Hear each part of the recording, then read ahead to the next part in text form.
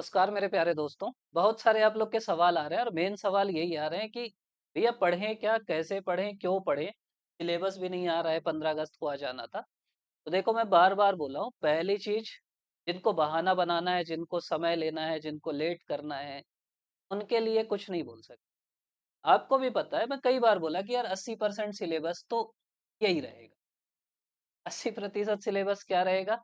80% syllabus में CGGS रहेगा, 80% syllabus में इंडियन पॉलिटी रहेगा, इतिहास रहेगा, शास्त्र रहेगा,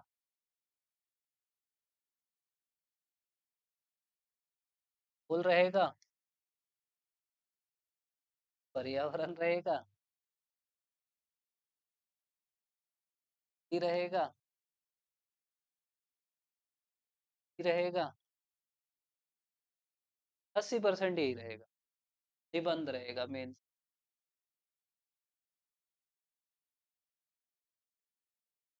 तो क्यों इतना आप लोग सिलेबस के लिए माहौल बना के रखे हो, मेरे को नहीं समझ। मैं बस ये बोला हूँ यार, पेपर सेवन मत पढ़ो। और कई लोग जबरदस्ती पढ़ रहे हैं पेपर सेवन, मत पढ़ो, फिर अगर बदल गया तो फालतू तुम्हारा समय खराब होगा। दर्शन मत पढ़ो, समाजशास्त्र मत, बाकी सब पढ़ो। कोई दिक्कत नहीं है, वो कहीं नहीं जाने वाला, कहीं नहीं बदल। तो पहली चीज ये है कि जबरदस्ती का बहाना मत बनाओ। दिक्कत ये है कि देखो अगस्त आ गया। अगस्त क्या खत्म हो गया, आया और खत्म हो गया। फिर राखी मनाओगे, अगस्त खत्म हो जाए। फिर सितंबर है, अक्टूबर है, नवंबर है। मान लो सिलेबस नवंबर तक नहीं आया, क्या कर लोगे? तो मैं आपको ये समझा रहा हूँ कि अब यार हाई टाइम है कि पढ़ाई चालू। पढ़ाई चालू ये करो कि खासकर जो ऑथेंटिक किताबें छत्तीसगढ़ के लिए, राम कुमार बिहार पढ़ लो ये। हम लोग इसीलिए पूरा उसका मैराथन बना दिए हैं, एक एक चैप्टर का हाईलाइटेड करके बुक डाल दिए हैं कि वो पढ़ लो। सीजी भूगोल का पूरा लेक्चर डाल दिया है कि वो पढ़ लो। तब प्लेलिस्ट में मिल जाएगा आपको। आप बोलोगे एलन वर्मा करा देंगे, लेकिन खुद से करो, ट्राइब कर लो, छत्तीसगढ़ की जनजातियां कर लो। तो जो जो चीजें आपकी आती है ना, जो आप अभी तक नहीं किए हो, वो कर लो। कोई दिक्कत नहीं। कई लोग बोलते हैं बुक लिस्ट क्या करना है। आपको पता है, मान लो भारत का भूगोल, भारत का भूगोल एनसीईआरटी का पर्याप्त है। संविधान लक्ष्मीकांत कर लो, अगर कर सकते। इतिहास एक एक क्विक बुक कर लो, या जिससे पढ़ते हो उससे कर लो, पर्णवाल से कर।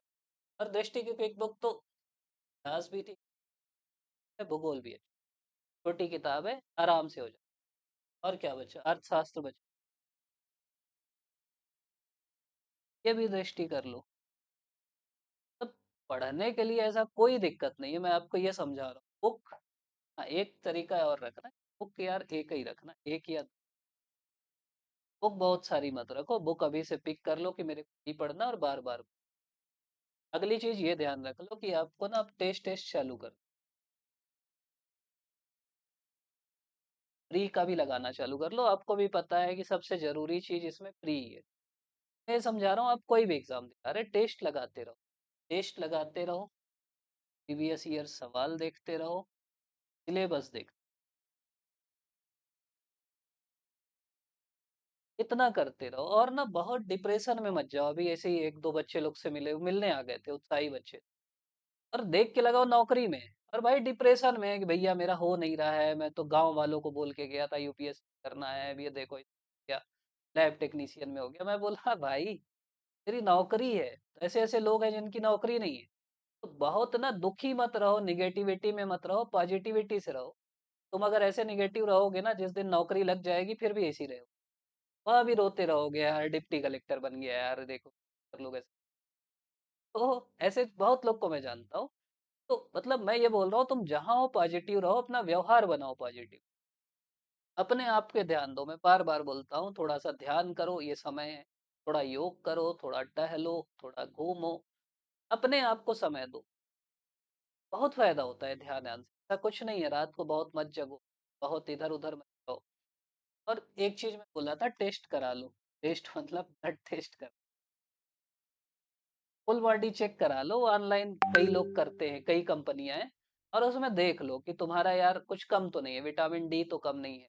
मतलब एक बच्ची मेन से पहले फोन भैया ऐसा-ऐसा है, ये है, वो सब मैसेज आया था।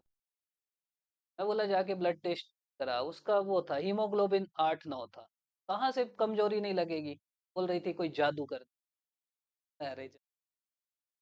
तो ऐसे-ऐसे बच्चे, एक बच्चा था वो बिल्कुल वो लग रहा था कि भैया ऐसा लग रहा है, कमज़ोरी लग रही है, ऐसा लग रहा है, थकान लग रही। मतलब थायराइड का करा जाके, उसको थायराइड था। तुम अपना खून तो ठीक रखो, ब्लड टेस्ट करा लो, यूरिन टेस्ट करा लो, मतलब स्वस्थ रहो, मैं ये समझा रहा हूँ। कोलेस्ट्रॉल देख लो ठीक है। तो ये बेसिक करा लो, अपने ऊपर ध्यान दो, अपने ऊपर अच्छे से ध्यान दो, अच्छे से रहो, मैं ये समझा। मतलब बेसिक चीज़ें जो भी है ना, पहली चीज़ पढ़ो, रीड करो, फिर उसको रिवाइज़ करो, तो प्रैक्टिस। कोई भी चीज़ अच्छे से पढ़ना है, उसको अच्छे से रिवीज़न करना है, उसको अच्छे से प्रैक्टिस करना है, दिमाग में बैठा लेना है, एसोसिएट करना है दिमाग में। कोई चीज़ है, नए तथ्यों को करना है, कैसे याद नहीं हो कोई चीज़? तुम उतने साल से छत्तीसगढ़ का इतिहास पढ़ रहे, तुम इतने साल से ऐसे-ऐसे बच्चे यूपीएससी दिला के आए, इंटरव्यू अभी छत्तीसगढ़ का इतिहास पढ़ रहे। अब जब वो पढ़ सकता है बच्चा, तुम क्यों नहीं पढ़ सकते? ये समझा रहा हूँ कि यार अच्छे से पढ़ो। मेन क्या है, पूरा खेल है मेहनत। बार-बार बोलता हूँ। इस एग्ज़ाम में वो सफल होता है जो मेहनती होता है। तुम मेहनत करोगे सफल हो जाओगे, नहीं हो रहा है इसका मतलब तुम मेहनत नहीं कर रहे। या तो मेहनत नहीं कर रहे, या तो सही दिशा में मेहनत कर रहे। तुम बहुत मेहनत कर रहे, बहुत मेहनत कर रहे, पहाड़ ढकेल रहे, लेकिन दूसरे दिशा में ढकेल रहे, क्या फ़ायदा उसका? तो सही बुक लिस्ट रखो, कोई रॉकेट साइंस नहीं है। मैं बार-बार बोलता हूँ, सही बुक लिस्ट रख लो, सही तरीके से अपना एक प्लान बना लो। ये नहीं कि तुम 2 महीने पॉलिटी पढ़ रहे, 2 महीने हिस्ट्री पढ़ रहे। इनपुट आउटपुट है सीधा-सीधा। अगर छत्तीसगढ़ 50% है, छत्तीसगढ़ पढ़ो यार 50%। क्या दिक्कत है उसमें? छत्तीसगढ़ इग्नोर क्यों करोगे तुम? तो जो जितना जिसका वेटेज है उतना पढ़ना है, उस हिसाब से समय बाँटना है, उसको बार-बार पढ़ना है, रिवीज़न करना है, और कोई रॉकेट साइंस बार-बार समझा, और अच्छे इंसान बनो, और कुछ नहीं। तुम अगर अच्छे से पढ़ाई करोगे, बढ़िया से रहोगे। और तब कई लोग पूछते हैं कि यार क्या नया करें? कुछ नया मत करो। तुम सही बुक चुन लो, एक ही बुक को 10 बार पढ़ो, 20 बार पढ़ो, 25 बार पढ़ो, दूसरी बुक मत लाओ। इसीलिए ज़्यादा बुक लिस्ट नहीं बताता कि मैं मान लो तुम किसी को पढ़ रहे, मैंने बता दिया तुम दूसरी पढ़ने लगो, कोई फ़ायदा नहीं। 1-2 बताता हूँ बस कि बिहार पढ़ लो, एल एन वर्मा पढ़ लो, क्योंकि उससे आ रहा है। बाकी तुम जिससे पढ़ रहे हो उसी से पढ़ो, कोई दिक्कत नहीं। तुम्हारी किताब में अगर हिस्ट्री से 10 सवाल आया तो 7 सवाल तुम्हारी किताब से ही आएगा, वो 7 बना लो, तुम सेलेक्ट हो जाओ। तुम 3 सवाल के लिए दूसरी किताब में भागोगे, कोई फ़ायदा नहीं है, 7 भी नहीं बनेगा। तो किताब फिक्स कर लो, उसको बार-बार पढ़ो, कई बार पढ़ो, रिवीजन करो, और टेस्ट लगाओ, प्रैक्टिस करो, टेस्ट लगाओ, तो ये देखो कि सवाल क्यों गलत हो रहा है। सवाल क्यों इसलिए गलत हुआ क्योंकि वो तुम पढ़े नहीं थे। सवाल इसलिए गलत हुआ कि तुम्हारी किताब में नहीं था। सवाल इसलिए गलत हुआ कि तुम सिली मिस्टेक कर दिए। सवाल इसलिए गलत हुआ कि तुम ध्यान से बोला नहीं लगे भरे। किस लिए गलत हुआ? जो गलत जिस कारण हुआ उसको ठीक कर लो। उस चीज को फिर से रिवीजन कर लो, उस टॉपिक को फिर से रिवीजन कर लो, और कुछ नहीं करना है। तो मैं इसलिए बोल रहा हूँ कि यार सीजीपीएस, सीजी व्यापम की, किसी भी एग्जाम की सीधी रणनीति है। ये सीधा रास्ता है और कुछ नहीं, सीधा रास्ता है। तुमको कोई जरूरत ही नहीं इधर उधर भटकने। तुमको यहाँ जाना है, सीधा सीधा जाओ, मेहनत करो, तुम पहुंच जाओ। तुम खुद कॉम्प्लिकेट करोगे, तुम खुद परेशान होगे, मेहनत करना है, उसका कोई अल्टरनेटिव। यार मैं बार बार बताया उत्तरा कुमार जी का। यार ऐसा व्यक्ति जो बताए कि मेरे पास भैया 2 साल का पैसा था, और मैं मतलब 2 साल का पैसा ऐसा नहीं कि लाखों था, इतना था कि बस मैं पढ़ाई कर सकूं, खाना मिल सके। 2 साल में नहीं होता तो फिर मेरे को छोड़ना पड़ता। मैं गुपचुप नहीं खाता था, गुपचुप मेरे लिए पार्टी थी। बच्चे को दवाई देना था, उसके लिए पैसा नहीं था, और फिर भी मैं पढ़ता था। मतलब दूसरा आदमी टूट जाए, वो पढ़ते थे कि यार ये बच्चे को, मेरे को अच्छी जिंदगी देना है और अच्छा करना है। तो वैसा जज्बा लाओ। एक बच्चा है, मैं बताया कि पापा की डेथ हो गई, मेरे को मेंस देने जाना है करके मेंस लिख। बच्ची है, परेशान हो गई, हाथ में फ्रैक्चर हो गया तो भी मेंस लिख। एक बच्चा है, उसका पैर में फ्रैक्चर हो गया, अस्पताल में जाके किताब पढ़ रहा है। तो जज्बे वाले लोग हैं, उनको तुमको बीट करना है। और ये जो 2-3 उदाहरण बाद में बताए वो सेलेक्ट नहीं हुए हैं अभी। ऐसे जज्बे वाले लोगों को तुमको बीट करना है। तुमको भी अपने अंदर जज़्बा लाना पड़ेगा, जज़्बा जगाना पड़ेगा और जज़्बा जगाना बहुत ज़रूरी है। मैं ये बोल रहा हूँ कि यार अपने आप को बहुत समय मत दो, तुम अपने आप को ये 4-5 महीने हैं, दो और बोलो मैं जी जान लगा दूँ। चलो मैं अपनी एक छोटी-सी कहानी सुनाता हूँ, कई लोग बोलते हैं भैया अपने बारे में बताते नहीं। मैं मेरा ना सीजीपीएससी बताता हूँ, सीजीपीएससी 15 दिया मैं और उस समय मैं बहुत ज़्यादा तैयारी नहीं करता था। दिया और मेरा ना प्री हो गया। उसकी भी कहानी, मैं ऐसे एग्ज़ाम दिलाने आया था। एग्ज़ाम दिलाया, उस समय 2 पेपर होते थे, पेपर 1 और पेपर 2। पेपर 2 सीसेट का था, जुड़ता था। पेपर 1 में 66% लाना था। मेरा बिल्कुल 66 नंबर ही था। तब 33% लाना था, 200 में 66 लाना था। 66 दशमलव कुछ नंबर था। पेपर 2 में अच्छा नंबर था और मेरे को लगा नहीं होगा मेरा, प्री कैसे होगा बिना पढ़े। सोचो 200 में 66 लाना बहुत बड़ी चीज़ थोड़ी है। और फिर ना देखा भी नहीं, रिजल्ट रिजल्ट भी नहीं देखा। अचानक मेरे फ़ोन में एक मैसेज आया कि यार अगर तुम मेंस का फॉर्म नहीं भरे हो, यार नहीं मतलब dear candidate, if you not fill the form for CGPSC में। मैं बोला यार मतलब हो गया क्या? फिर जाके चेक किया तो हो गया था।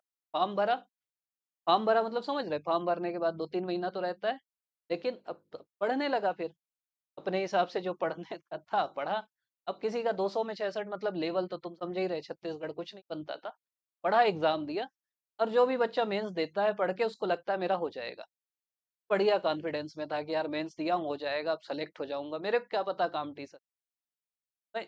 अच्छा हुआ मेंस का रिजल्ट आया, मेरा नहीं हुआ। मेरा नहीं हुआ लेकिन मेरा जो ईगो था ना उसको चोट पहुंच गई। मेरे को लगा यार मतलब इतना बड़ा एग्जाम सीजीपीएससी हो गया कि मेरे मतलब नहीं होगा मेरा। मैं यूपीएससी की तैयारी कर रहा था कैसे, बोला नहीं अब सीजीपीएससी को भी समय दे। तो देखो गलती जो किया वो भी बता रहा हूँ। और क्या मतलब कैसे होता है जीवन। मेरे को फिर था कि पीजी हो गया था, जेआरएफ हो गया। जेआरएफ में पैसा मिलता है, क्या कि एमफिल कर लेते। एमफिल करने के लिए मैं ट्रेन में बैठा, अपने घर से पेंड्रा रोड से ट्रेन जा रही जा रही जा रही। मेरा एक दोस्त था वो भी साथ में था, इंटरव्यू देने जा रहे थे हम लोग एमफिल का। उसको सीट नहीं मिली थी, वेटिंग में था। तो जुगाड़ में था कि भाई तेरे पास बैठूंगा। अब कुछ आगे बैठी ट्रेन, वीर सिंहपुर करके एक स्टेशन है, वहां पहुंची। तो वहां पहुंची ना तो मेरे दिमाग में ख्याल आया यार पीएससी छोड़ के आया हूँ, फिर एमफिल में घुस जाऊंगा, फिर तैयारी नहीं हो पाएगी। फिर घर में बात किया, मैं बोला कि मन नहीं कर रहा है दिलाने का, जाने का। ठीक है।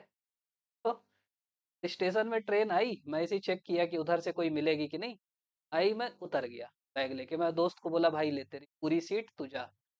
उतर के फिर उधर से जब 3-4 घंटे वेट करना पड़ा, कोई ट्रेन ऐसे तो थी नहीं। फिर आई तो फिर बैठ के आया, आधी रात को घर पहुंचा।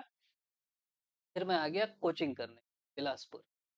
बिलासपुर में फिर पढ़ाई चालू किया, दोस्त लोग को भी कि भाई आओ तैयारी करते हैं करके चालू किया। और मैं क्या किया, एससी भी पढ़ने लगा और यूपीएससी भी पढ़ने लगा। तब वो जो होता है ना ओवर कॉन्फिडेंस का लेवल की यार दोनों एग्जाम निकालेंगे एक साथ। पीसीपीएससी की भी तैयारी किया, यूपीएससी की भी तैयारी किया और एक साथ करने लगा। पीएससी का ये फायदा हुआ कि फिर मतलब छत्तीसगढ़ पढ़ने लगा, यूपीएससी भी निकालना है। और हुआ ये कि पीएससी प्री दिलाया फरवरी में, यूपीएससी भी दिला। तब यूपीएससी की तैयारी, और ये था यूपीएससी की एक ऑनलाइन वाली कोचिंग थी। और वो ऐसे थे ऑनलाइन वाले, ज्यादा बच्चे थे नहीं तो वो अलाउ कर देते थे कि भाई दूसरे बैच में भी बैठ जाना। सुबह 8-8 बजे जाता था, 8 से कुछ 11 क्लास होती थी। मैं दूसरे बैच में भी बैठ जाता था, 11 से 2 होती थी। 2 बजे तक इधर क्लास की, फिर शाम को पीएससी वाली करते थे। फिर यार थक जाते थे। तो फिर समझो फरवरी में पीएससी का प्री हुआ। और फिर इतनी तैयारी थी कि प्री दिलाते समय ही पता लग गया कि हो जाएगा कुछ भी। मैं यही बोलता हूँ कि इतनी तैयारी कर लो कि जिस दिन एग्जाम दिलाओ पता लग जाए। लेकिन यूपीएससी की भी लालच थी यार, उसका होता है जून में। ये दिलाते ही था, जाते ही था एक। फिर कहीं से एक ब्रह्म ज्ञान आया, अंदर से ज्ञान आया यार दोनों एक साथ तो नहीं हो। लेकिन ये ज्ञान ना बहुत लेट, अप्रैल में आया, जब बिलासपुर में गर्मी लगने लगी ना। तो ज्ञान आया कि एक साथ तो नहीं होगा, एक ड्रॉप करता हूँ। अब किया, मैं बोला यार अब छोड़ो कोचिंग, जाते हैं पीएससी की भी कोचिंग, तो चलते हैं घर और पीएससी का मन से तैयारी करेंगे। जून में शायद मेंस होता था। फिर 2 महीना में डट के पढ़ा केवल पीएससी। तो अब ये पढ़ रहा हूँ उसका सोशल इशू पढ़ रहा हूँ। 2 महीना डट के पढ़ा और इसी बार फिर 21वीं रैंक आ। कई लोग बोलते भी हैं, एक दो मैसेज देखा मैं कि भैया यार असिस्टेंट प्रोफेसर में 21वीं रैंक लाए हो। भैया भी नहीं बोलते, उन लोग तो आलोचना करते हैं तो कि झूठ फैलाते हैं। 21वीं रैंक असिस्टेंट प्रोफेसर में आई, पीएससी में लिख, पीएससी में ही आई। 2016 की पीएससी 16 की थी, 17 में आया था। फिर मेंस दिया, इंटरव्यू दिया और नहीं बोलूंगा यार फालतू, मतलब आरटीआई कॉपी निकलवाया, वो कॉपी नहीं मिल रही, नहीं तो मैं डाल देता। एक मैथ्स का सवाल था और जो सही उत्तर था ना, बाद में मैं दिखाया भी सही उत्तर था, पता नहीं क्यों काट दिए। फिर मैं गिना किया इसमें से कर मिलेगा कि नहीं मिलेगा, तो नहीं मिलता। और मिल भी जाता तो तब एक ही लक्ष्य था, फिर इसमें 50 एसपी तो मिल जाती। उस बार मिल गई थी, 25-26 रैंक तक मिला था। लेकिन मैं भरा भी नहीं था, ये नहीं भरा था कि दिमाग में क्लियर था कि डिप्टी कलेक्टर मिलेगा ज्वाइन करूंगा, नहीं मिलेगा ठीक है। तब वो घर वालों का भी कॉन्फिडेंस था, तब वो ठीक थे, जो मन है वो कर, नहीं मन। तो इसमें 21वां आया था। उसके बाद फिर मैं आ गया यही सब। फिर मेरा मन था रिसर्च करने का, बाकी चीज। तो अगर आप दूसरे फील्ड में चल दोगे ना, ये मैं इतनी कहानी इसलिए बताया कि अगर किसी चीज को आप 5-6 महीने दे दोगे तो रिजल्ट मिलता है भाई। एक बच्चा जिसका, फिर मैं इंटरव्यू में ना ऐसा नहीं 2-4 नंबर से चूका था, ठीक ठाक से चूका था, फालतू मैं अपने ईगो को वो कर रहा था कि यार ऐसा कर दिया। और वहां से अगर मैं यहाँ तक पहुंच गया वो 4-5 महीने तैयारी करके, वो भी ये यूपीएससी के चक्कर में वो 21वीं आई, नहीं तो ये नहीं करता तो आ जाती। और वो ठीक भी हुआ मेरे लिए, अच्छा है कि प्रोफेसर ज्यादा ठीक लगता, बाकी दोस्त बात कर, जो होता है अच्छे के लिए होता है, ऐसा भी कुछ नहीं कि बुरे। तो मैं आपको ये समझा रहा हूँ कि भाई अगर तुम जी जान से किसी भी चीज के लिए भिड़ जाओगे तो वो कोई दूर नहीं। तो अच्छे से भिड़ के पढ़ो और बहुत इधर उधर मत भटको कि मैं ये भी कर लूंगा, ये भी कर लूंगा, ये भी कर लूंगा, वो भी कर लूंगा। एक नाव पे पैर रखो, उसी नाव पे तैरते रहो और आगे बढ़ जाओ। मेरे जैसे तुम्हारा लक्ष्य थोड़ी है, मेरा जीवन का कोई लक्ष्य नहीं। तब मेरे को बस सुकून चाहिए, पढ़ाने में मजा आता है लक्ष्य। मेरे लिए ठीक है, तुम्हारे लिए थोड़ी है। मैं तुमको नहीं सलाह दूंगा कि तुम पीएससी भी दिलाओ। यूपीएससी भी हो गया था इसी बार, प्री प्रिपेरेंस लिखा, वो भी नहीं हुआ उसी चक्कर में कि पीएससी कर रहा हूँ। तो दोनों दोनों दोनों दोनों में ना तो दिक्कत हो जाती है। फिर दोनों के साथ तीनों आ जाता है, फिर चौथा काम आ जाता है। तो एक ही लक्ष्य बनाओ, उसके लिए अपनी जी जान लगा दो। और मैं अब तुमको ये कहानी इसलिए सुना है कि अगर मैं वो ट्रेन नहीं छोड़ता, छोड़ता भी क्या, ट्रेन बैठ के नहीं उतरता, तो मेरा पीएससी नहीं होता। फिर मैं वहां जाता, अपनी एमफिल करता, रिसर्च करता और पीएससी में ऐसे ही फिर मेंस लिखता, फिर हो सकता है इंटरव्यू पहुंचता और फिर निकल जाता यार, रैंक रैंक नहीं लगता। अभी कम से कम लिखते तो बनता है कि 21वीं रैंक आई थी, अब वो लिखते भी नहीं बनता। तो ये मैं समझा रहा हूँ कि अपने आप को कम से कम 5-6-7 महीने तो पूरी मेहनत कर। मैं ये गारंटी से बोल सकता हूँ कि मैं वो जो 5-6-8 महीने पढ़ा, पूरी मेहनत से पढ़ा। उसके बाद नहीं पढ़ा। उसके बाद पढ़ता तो एक आइडिया लग गया था, निकाल लेता, लेकिन उसके बाद फिर मैं मजे मजे में थी। मैं फिर एक बार सिलेबस बदला तो उस बार भी यूपीएससी था। उस बार यूपीएससी मेरा ना पॉइंट कुछ 0.33 से फ्री चूक गया, और यही चक्कर सीजीपीएससी।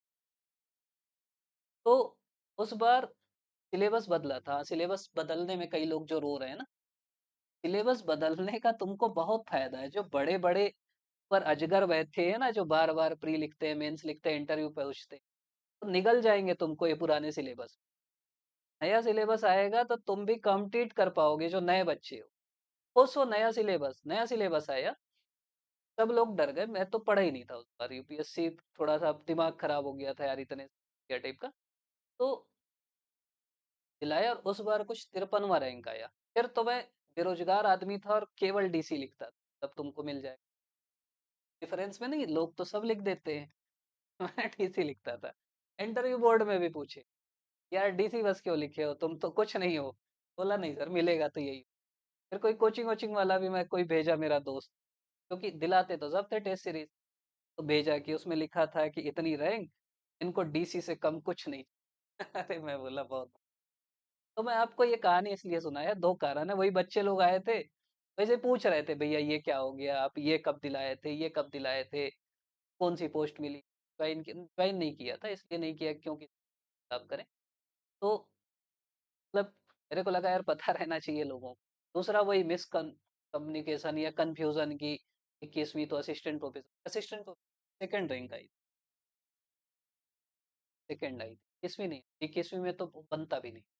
तो ये की बात है। कहानी सुनाने का मतलब ये है, अगला जो तुम्हारे पास जो भी है, तुम्हारे पास ये 5 महीने, 6 महीने जो इस भी एग्ज़ाम के लिए टारगेट कर, तुम अपना जी जान लगा दो, पूरी मेहनत जो कोई भी व्यक्ति जो सफल हुआ है बिना मेहनत के नहीं हुआ है।